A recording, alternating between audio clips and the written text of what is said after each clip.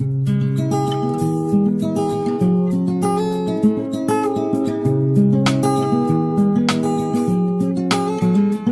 est belle, élégante, une princesse au visage d'ange, simple et délicate, caressée par l'innocence, 15 ans.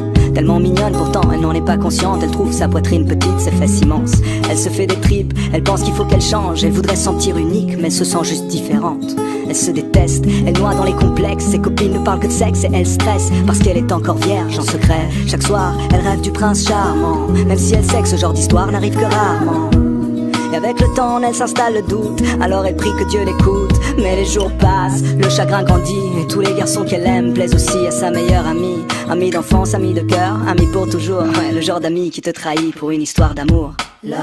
On en parle comme d'une maladie qu'on a souvent lorsqu'on est petit, mais dont on guérit quand on vieillit. Et si à 15 ans l'amour est fictif, pourquoi chante-t-elle dans la langue de Shakespeare un refrain qui fait Let me know when the world is a better place.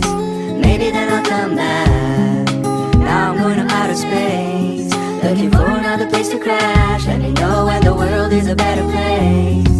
But now you have to let me go. I'll meet you there on the patio where Juliet met Romeo. Il est pisse, enfin c'est ce que ses amis disent. Le genre de gosse qui n'aimait que des ondes positives. 16 piges, si romantique. Pas le type classique qui ne pense qu'avec sa tête.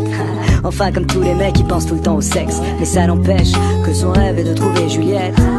Mais plus il cherche et plus l'espoir faiblit. Et l'on oublie le sens de la vie. Il maudit l'époque, il trouve les filles trop agressives. Souvent ça le bloque, lui qui rêve d'une fille timide. Il le sait que c'est stupide et qu'il est trop difficile. D'aucune fille n'arrive à la cheville de celle qu'il s'imagine. Roméo, Roméo, devant l'ordi et ses jeux vidéo, jusqu'au bout de la nuit à faire le tri de tous ses idéaux. Et dehors, une voix distante lui chante Let me know when the world is a better place. Maybe then I'll come back. Now I'm going to outer space, looking for another place to crash. Let me know when the world is a better place. But now you have to let me go. I'll meet you there on the patio where Juliet kissed Romeo. Elle était seule ce soir-là, il la voit de loin. Elle a le cœur qui bat à 1000 à l'heure mais fait semblant de rien. Lui pour une fois n'y pense pas trop et son instinct le guide. Et tout lui vient de manière instinctive. Il s'approche d'elle, salut, ça va? Elle lui sourit, et voilà, c'est aussi simple que ça.